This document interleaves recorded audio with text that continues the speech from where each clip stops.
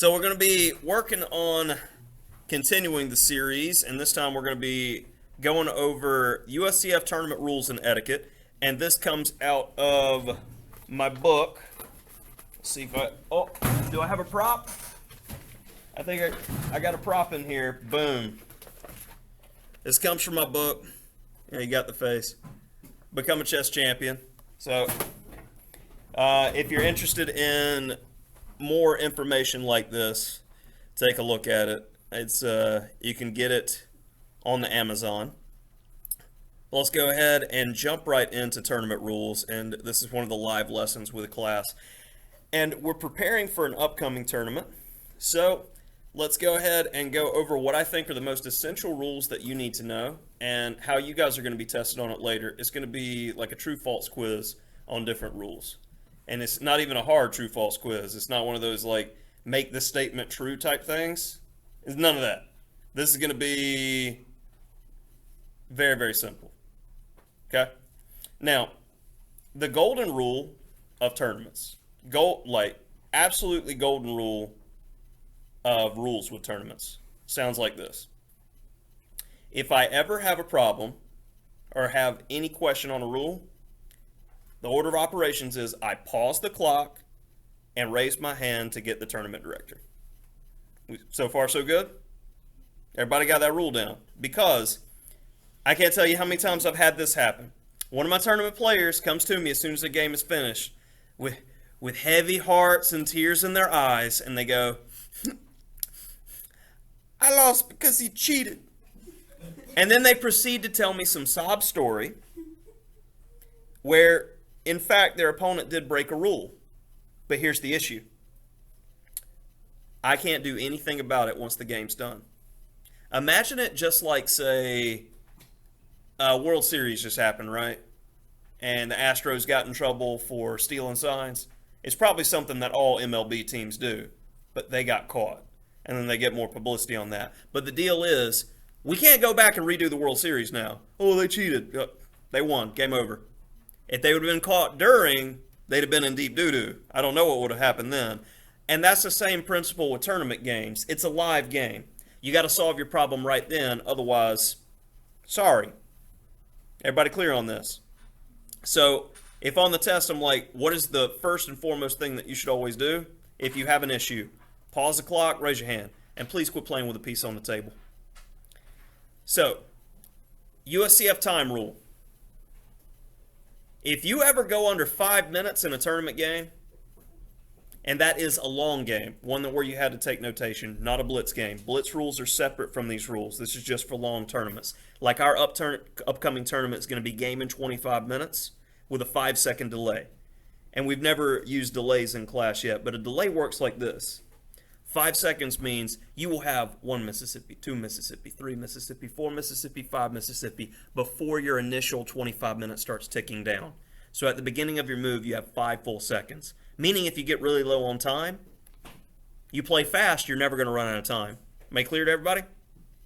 So you no longer have to write your moves down if you or your opponent goes under 5 minutes in a tournament game. Now, why is this? They wanted to make a rule that they don't want you focusing on writing if you're running out of time. They don't want you to lose the game because you're writing down your moves. So far, so good? All right, on to the next one. This one is not really a specific rule in the rule book, but I require you guys to do it because it solves a lot of problems. This is called the one-hand rule. Always play chess with one hand. That's it. Keeps it easy. I typically recommend your dominant hand. The reason is, if you're playing a 1-minute game with somebody who's moving with their left hand and keeping their right hand on the clock, you know, doing one of those is cheating. You got to do it with one hand. You make the move, press the clock with the same hand. Now, the order of operations for moving in a chess game looks like this. I make my move, I press the clock, and then I write down what I did. And typically what my opponent did. If the average chess game is around 30 moves, and I make my move and I write it down then, I'm writing it down on my time. I'm wasting my time. So say it takes you 10 to 20 seconds to write down your notation every move. In a 30 move game, if it takes you 10 seconds, I mean, that's a decent percentage of your starting time when you add that up. Make sense to everybody? So little techniques like that is what I've noticed. Use the rules to your advantage. That's why we go over the rules. If you understand them, most of the time, they can bend in your favor without breaking or without cheating. So understanding rules is important in any game. So here's another one. Like all these guys are true false questions on the test. So you're lucky that we provide equipment for the upcoming tournament. So we give you the chess sets and clocks, right? Now, who chooses the equipment? If two players in an adult tournament show up and they both want to use their chess set and clock, who gets to choose? White gets the first move in chess, so the person playing black gets choice of use of equipment. Make sense? The only time this gets superseded is say somebody shows up one of those Mario Brothers chess sets, something like that, because in the rules, you have to have a specific tournament regulation set, like what we practice on in class. So it's like a 3 1/4 inch king to like a 4-inch king. They do chess set measurements by the size of the king. Okay? Next up, communication. You may talk to your opponent only on your time. At any other time, it's considered a distraction and a penalty could be imposed. Good tournament directors typically have an order of operation with penalties. Like if somebody goes, Mr. Tillis, this person beside me, he will not shut up. Like every time he's talking to himself, I don't know what's wrong with him. I'm trying to think and he keeps interrupting my train of thought. Like he's got verbal diarrhea. I don't know what his problem is. So I come by and I'm like, all right, could you not? That's a warning.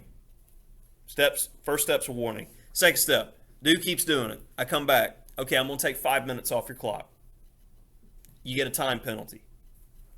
Third time, you're out of my tournament. Get out. Oh, mom can't come pick me up until... I'm going to get you an Uber. I'm going to get you a cab. Bye-bye. Okay? I'm not going to have anybody ruin the sanctity of a tournament. Okay? That's how I feel about it, very strongly about it. As a tournament director, I'm going to make sure one person's not going to ruin everybody else's fun. Very important. And also, while we're on communication, you've heard about offering a draw during a game, right? Offering peace. At any point in time, you can offer a draw, but it has to be under a specific case. And a lot of people screw up the proper etiquette with offering a draw. So it looks like this. I make my move. I state to you, I'm offering a draw, and then I press my clock. You do it on your time. Everybody catch that before you press the clock and start your opponent's time? Because if I make my move, press the clock, and my opponent's been thinking for like 5 minutes, all of a sudden like, alpha drop!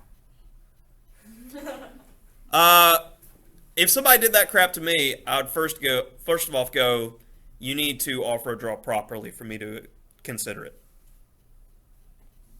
And then I'd get the tournament director more than likely and be like, okay, I'm in the middle of concentrating and trying to find the best move. And then the dude starts like trying to get my attention on my time. And then it's going to be a warning. Make sense? Okay, next. Illegal moves. And this is a very important one to understand because I've seen this win and lose games. So an illegal move, what am I talking about? Well, say if you and your opponent get down to 10 seconds each and you're in a time scramble where you don't have a lot of time and you're trying to play quickly. Say one person moves a knight, but they move the knight just a little bit further than that L, like 1 square. Or they move a king and move the king into check. Those are illegal moves, right? Well, you pause the clock, get the tournament director. He comes over and he goes, okay, this is an illegal move. He moved the king into check and pressed the clock. Tournament director goes, okay, you get 2 minutes added to your time since your opponent made an illegal move. You see how that could be a big deal? If you got 10 seconds left and your opponent made an illegal move, now you got 2 extra minutes to think with. Knowing the rules. Also, I've seen this happen with touch move. People get confused. If you're in check and you touch your queen and you didn't realize you were in check and you go, oh, I'll just move my king out of check. If you can move your queen to get out of check, you'll have to move the queen at that point. That's why you shouldn't get handsy when playing. And keep in mind, after we've gone over these tournament rules, A lot of them apply in class every time you play games from now on. So there shouldn't be any question. We didn't agree on touch move rule. Nope, I'm agreeing for you right now. Okay? All right, next. General rules violations. Always stop the clock. Tell the tournament director. Leaving early.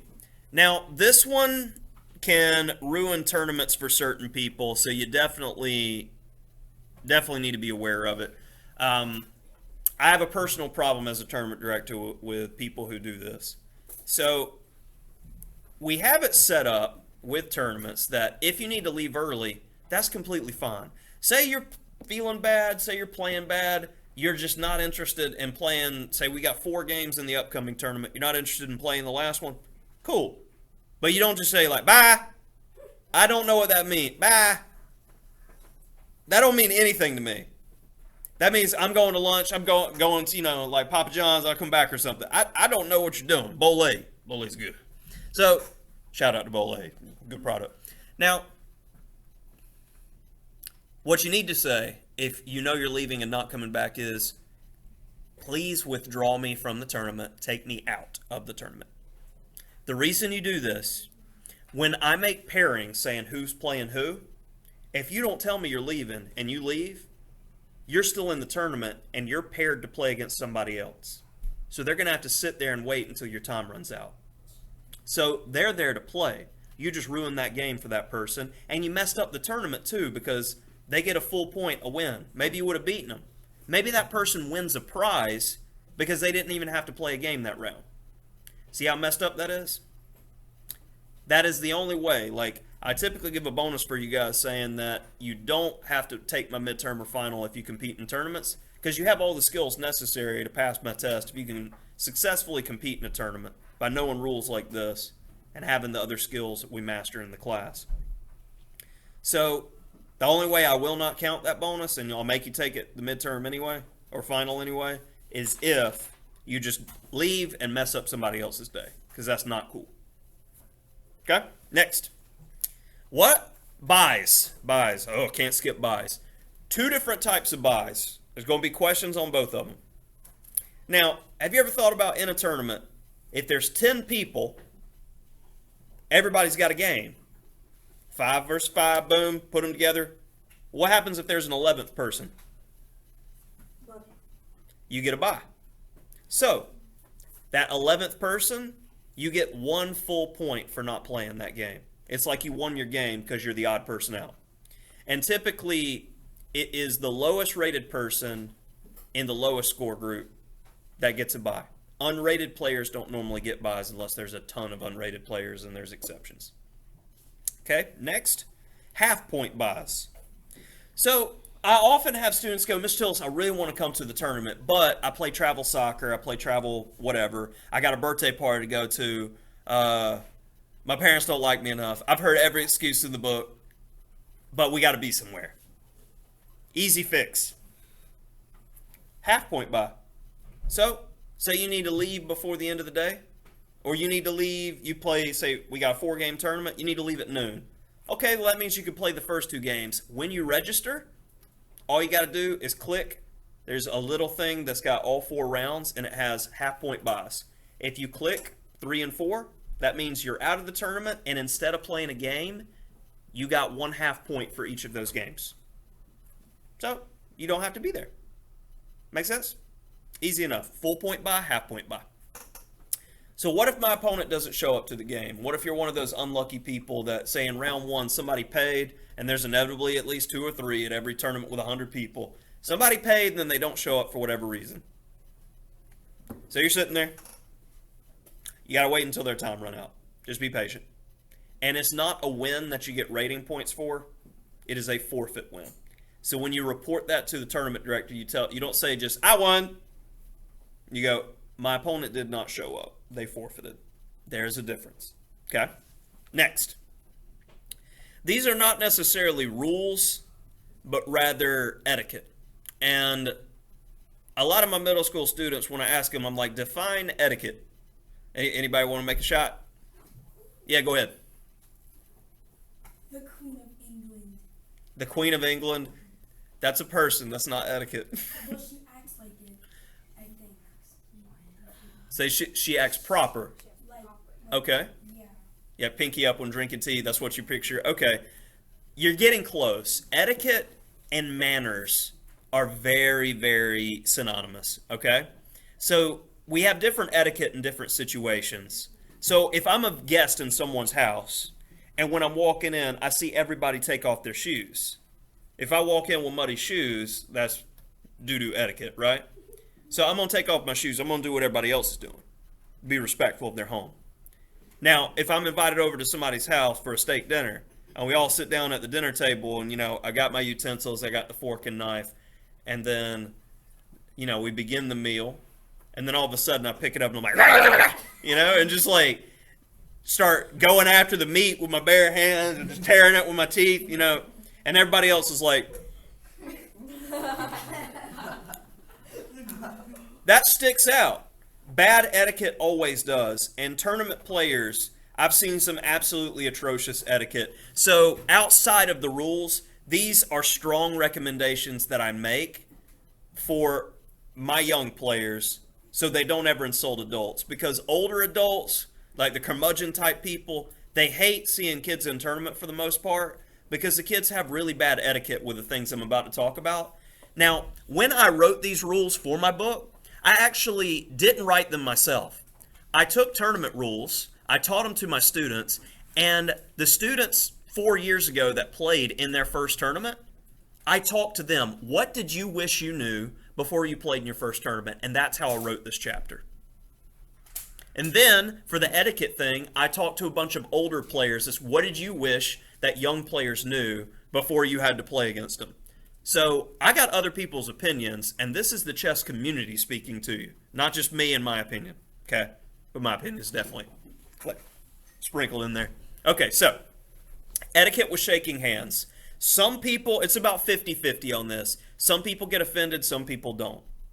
I personally believe that before a game, two players should shake hands. No moves have taken place. There's no animosity towards. We're both ready to play a game, and it's being respectful and wishing, And I've seen people get into arguments on what's said when somebody's shaking hands. I've even seen this happen. Two adults shakes hand, good luck. What you saying, I need luck? Oh my God. He was not trying to be offensive there. Some people get butthurt like that, though. So, here's the deal. I shake hands, I only say one thing, play well. I want my opponent to play a good game because I want to feel accomplished when I win the game, that I've beaten them and they didn't just beat themselves. It was a bad game. So I say play well because I want a good game from you. But I'm not saying good game because I've heard people get offended by this doo-doo nonsense, okay? People get in their own heads. So you shake hands before the game. Don't say anything at all if you're worried about somebody getting offended. Now, what happens if you shake hands after the game? Like somebody places checkmate on the board and then they offer to shake your hand. Now, some people see this as an offensive thing, especially if they won. Like they win the game, they go, good game. Good game. That's right. See how some people could take that as an offensive thing? Like you're rubbing it in. Like you got to pay your respect for me and I just handed you your butt. Understand that separation there, because I would much rather you pay respects at the beginning of the game because that's respectful. You don't want somebody taking it the wrong way after the game. Don't create animosity with people. Okay, next one. This one's definitely in class. Kibitzing, a word you probably never heard before. Kibitzing is talking about games. So, say you two guys are playing a game on your board right now, and then you decide to go, oh, snap, you could play checkmate right now. Queen takes h7 mate. Say you do that. You just helped him win. Maybe he wouldn't have found that move. You just ruined their game. That loses points in class from now on your participation grade. Okay? Now, it's one thing if you were to go, I'm still working on piece movement. Can I move this piece here? You're not asking, is it a good move? You're just asking, can you? It's a rules question. People can answer rules questions in general class. In a tournament game, no. The only people you should talk to in a tournament game is your opponent or a tournament director. Everyone else is off limits. You cannot talk to anybody else. Okay? Yeah. So is it just like a table and then all the people circling around you? We'll go over that in a minute. That's a good question about like spectators and stuff at tournaments. I actually have a rule about that that's coming up. But generally, most tournaments look a lot like our classroom, which is why I designed it that way. It's like 2 boards to a table. Table's about the same size we use, etc. So we got the point. Don't talk about games and don't talk about other people's games.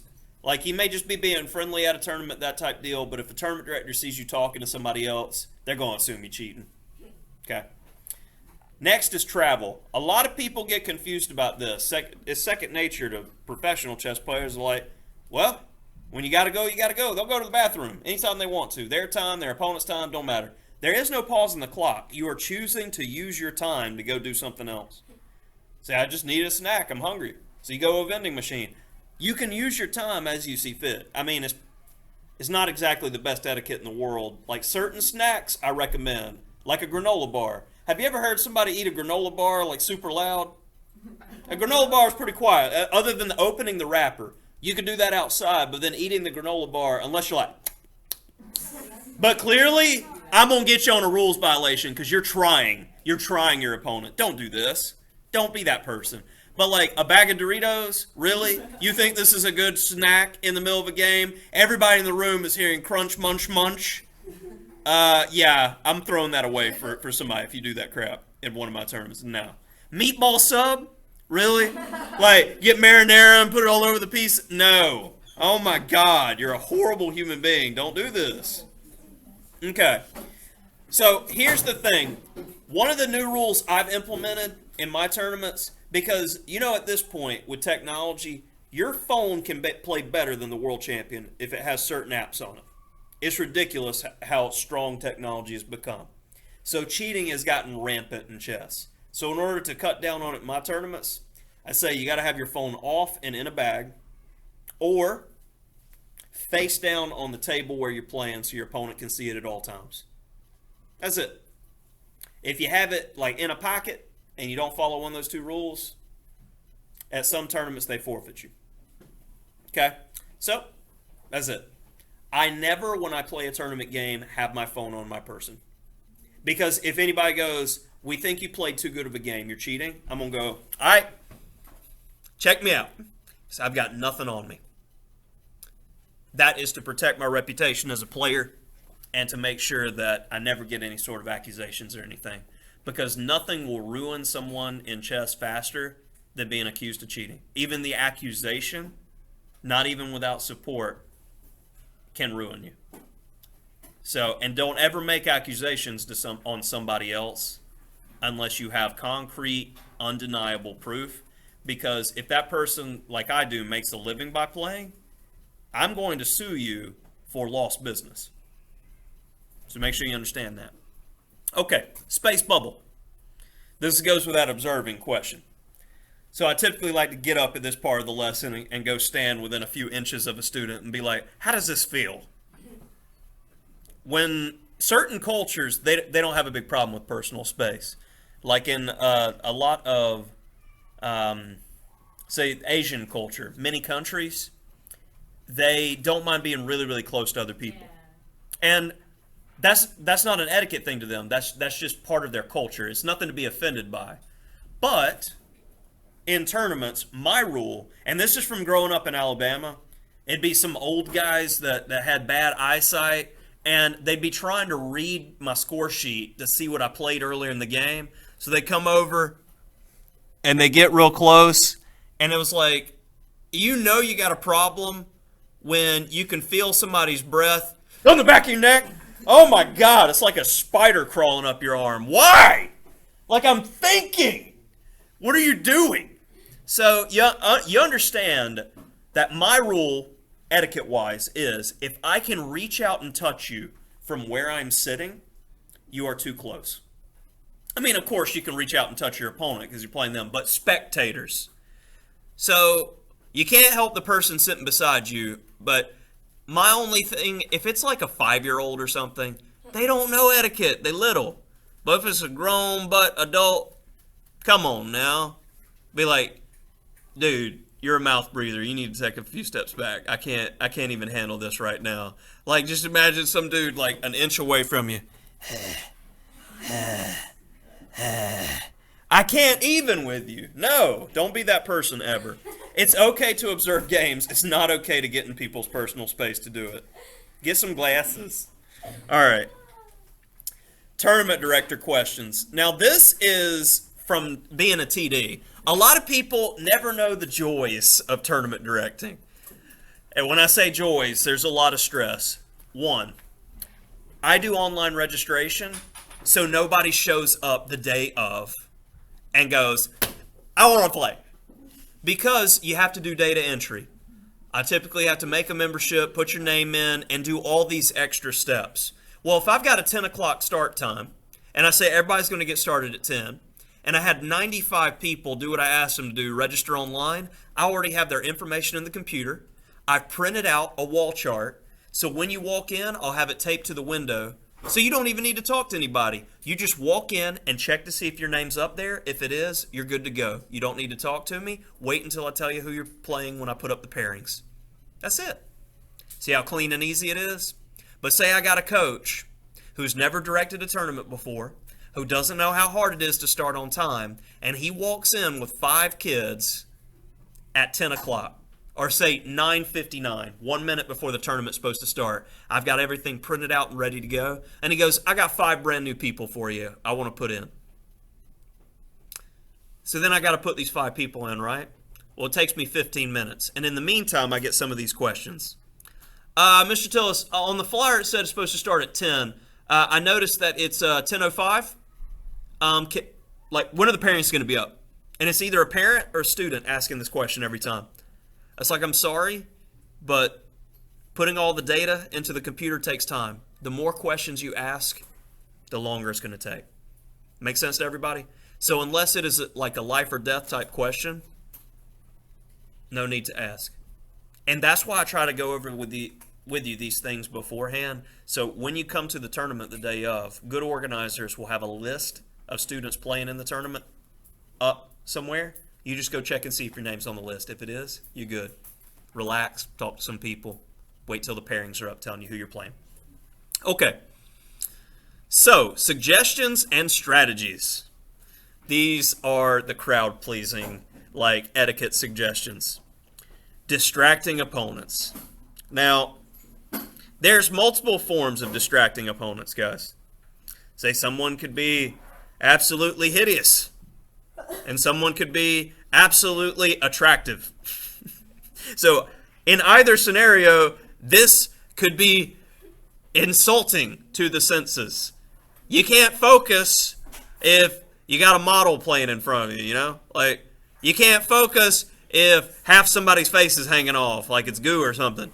Kind of distracting, you know? Yeah, like somebody's like missing a nose or something. This kind of sticks out. This gets my attention. So what I personally do, I do what's called visor hands. I sit like this. Now right now, when I remove my hands, I'm going to be looking at a student, but they don't know where I'm looking right now because they can't see. I can see the board that's beneath me, but when I do that, you had no idea I was looking at you, right? See what I'm saying? Now, one, this protects your eyes, not showing your opponent what you're looking at on the board, where you're thinking. And two, nothing's distracting you. Even some chess players will get to a tournament hall early to decide which side of the table they're sitting on. Because imagine it's a 1,000 person tournament. And say you're sitting right here, and then there's all the other 900 plus people on this side of you, right? But if I sit where you're sitting, you got a wall. Which person has more background noise for their eyes to deal with the entire game? So it's an advantage to be there early to choose where you're sitting. That makes sense? Little things like that people don't think about, but it's an extension of the rules and etiquette. Okay, so this gets to a point to where I do have a background in psychology, so I do like to hit on certain things when I go through these rules. And guys, if I have to ask you to quit messing with the pieces one more time, that's not going to be fun. Stop bouncing it on the table. So, visibly distracting opponents and behaviors. That's one of those that you use visor hands to try to solve. But say there's multiple reasons somebody could fidgety opponents. Maybe they had too much caffeine this morning. Maybe they have a disability. There are times you can complain to a tournament director, and there's times that you can't. Because if the person I'm playing against has a disability and they can't help it and you complain, you're a bad person. Does that make sense to everybody? Like, don't be that person. And some chess players, they do it anyway. They ignore social decorum because they're willing to do anything to win. I don't feel that way. Don't sacrifice being a decent person in order to win a game. It's not worth it.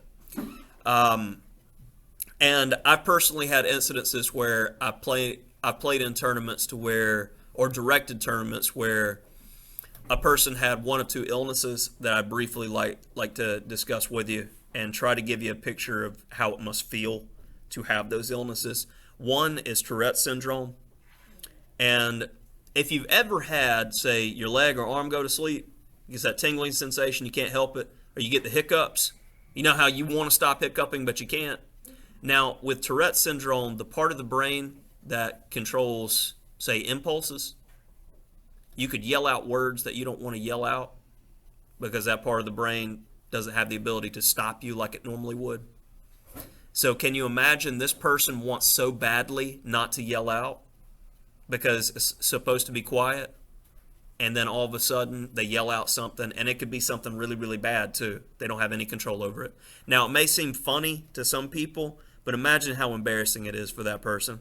It's a really tough thing to go through. So if you have somebody that it has that, I mean, you should welcome them.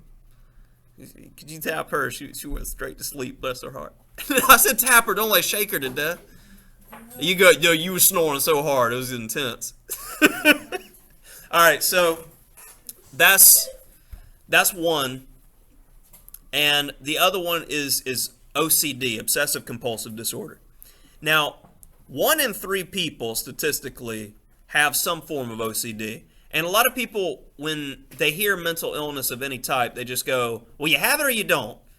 Not really. It's not that cut and dry, guys. Imagine mental illness as 0% to 100%, like a test. So if you're 0%, you clearly don't have it at all. But with OCD, you could be like, say, 15% OCD, and I'm just throwing stats out there. I don't have exact. That is somebody who, when you're putting stuff in your backpack, it has to be an exact certain way, or you got to fix it. Getting up higher level OCD, it's like you got a CD or DVD collection. It's all got to be alphabetized. Or higher level OCD is like, say, 30%. When somebody comes and visits you at your house and they move something, and you got to put it back real quick. So you're like, I got to fix that. Why did you move that? See, a lot of people are like that. But then it gets to the point to where OCD as a hardcore medical condition can negatively impact your life. And I've watched different shows with people who have the hardest forms of OCD. This is a person who, when they go to take a trip on the weekend, and they're so excited to take a trip, they leave the house to drive to the beach and say it's like a 45-minute drive. And after 10 minutes of driving, they go, I think I left the door unlocked. And they have to go back and check. And then they get that fixed, and then they leave, and they go, I think the back door was unlocked. And then they have to go back home and check. And then they try to go to the beach again. They go, I think I left the stove on last night after I was cooking. Then they have to go back and check. See how your mind won't allow you to do anything? And if they're under stress, it gets even worse on them. So understand and appreciate differences with people. And there are things we can complain about and things you can't. And not all people are born with mental illness. We didn't understand mental illness in this country until World War II. And Uncle John, who was a completely normal, everyday, average person, went to war, and he saw such horrible atrocities. When he came back, Uncle John wasn't quite Uncle John anymore, because once you see such terrible things, you may not be able to get right after that, and you have something like PTSD, post-traumatic stress disorder. So a loud noise happens, you hit the ground because They were in combat scenarios, and they're trying to protect themselves, and that's what you're trained to do to protect your life. Makes sense to everybody now that we should appreciate and respect other people's differences. I always try with the classes, I mean, it's a critical thinking class, so I try to hit on things that's very important and definitely respect people's differences. So you had a question real quick? Yes. I need to go to the back. Go ahead. So magicians. This is somebody who is craving attention at a tournament board. Not a big fan of these people. There's one particular master that I'm aware of in a state that I played in growing up. When he would make a move that he felt was good, when he'd make the move, he'd do one of those like flares like that, like he's revealing the trick. Don't ever be that person. Let your moves speak for themselves. You shouldn't have to have theatrical body language to let everybody know, please come look over here, I need attention. If you're playing chess to get attention, you're in the wrong sport. I'm sorry. Play your best, forget the rest. Okay, noise distractions. Now, I used to recommend to students to listen to music, but now everybody's got their music on their phone, so you can't do that anymore, right? And they don't like you listening to music anyway. It's only a matter of time before they change the rules. Like, a world championship candidate, one of the best players in the world, was playing in a tournament, and on the back of his notes, he wrote like an inspirational quote.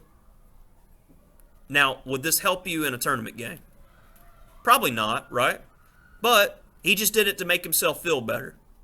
Well, according to the rules, you cannot get written help. So writing something down that could help you in some way, even if it's intrinsic, is against the rules. The tournament director warned him a couple times in previous rounds for doing it. And he got forfeited in a game in the U.S. Championship because he was writing notes to himself. That's why we've gotten rid of the scorebooks that have all of the notation sheets, because somebody could flip back to a previous game and be like, that's what I did. See how that could be cheating, written help? Now, I feel that music has the exact same implication, but we haven't taken it away in all tournaments yet. Because what happens if I'm listening to a song that motivates me and I play better because of it? That's provided help. The exact same thing as that quote for what he's forfeited to, and it should be expanded in the rules. That's why I go ahead and do it in my tournaments. No music. But if you need to, you know, like, you got the hacking cough guy. For hours having to listen to this crap, I know it drives me nuts. Especially if I know the person's not like sick and they're just doing it to distract their opponent. Earplugs. Less than $1. And also think about it for testing, guys. You have high stakes testing all the way through school. Why not have earplugs just in case? Or noise canceling headphones because you got to listen to audio things on the computer. So you don't have to deal with anybody else's noise and you can zone in and do your best on the test. Think about these things, it's important. I have a couple of other things for higher rated players recommended in here with game preparation, tournament director tips, local chess sets, and your body language. It's something that's difficult to train, but like just sitting up straight when you're thinking, you get more oxygen, healthier thought. Okay? Now this one's an important one. This is probably the #1 mistake new players make when they are going into a tournament. Reading pairings. So let's break this down. So say you've been waiting, you came in, you followed the instructions, you found your name on the sheet, and now you're just waiting. And then I'm going to make an announcement, give a reminder briefly of tournament rules in the first round. I'm going to go, okay, pairings are up. And then you see everybody start going to where I just posted these pairings. So you're like, okay, well, I guess that means I'm supposed to go read this too. And say your name is John Kennedy. And you come up and you go, all right, my name's John. Clearly, I'm playing black because it has that above my name. And I see the number 9. So on the tables, we've got numbers. And I see the number 9. So I go sit down at 9. And I'm playing black.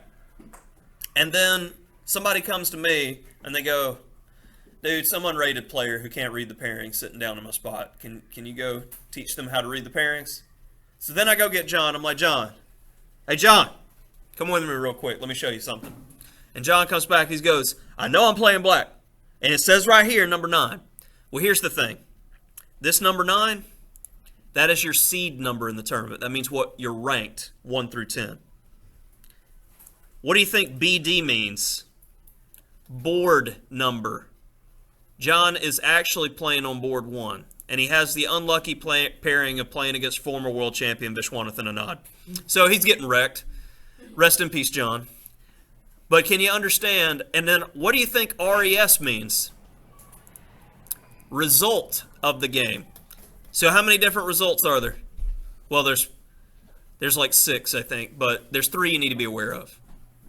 You win, you go 1, and you write 0 on your opponent. Or you draw 1/2, 1/2. Got it? But the thing at our tournaments, we will have a scorekeeper. So as soon as your game is done, you and your opponent will go to the scorekeeper and go, this was the result. Then you go outside and play. Or have lunch, whatever time it is. Okay? Respect in the class. Never throw pieces. Especially the silicone ones. I know it's fun, but no.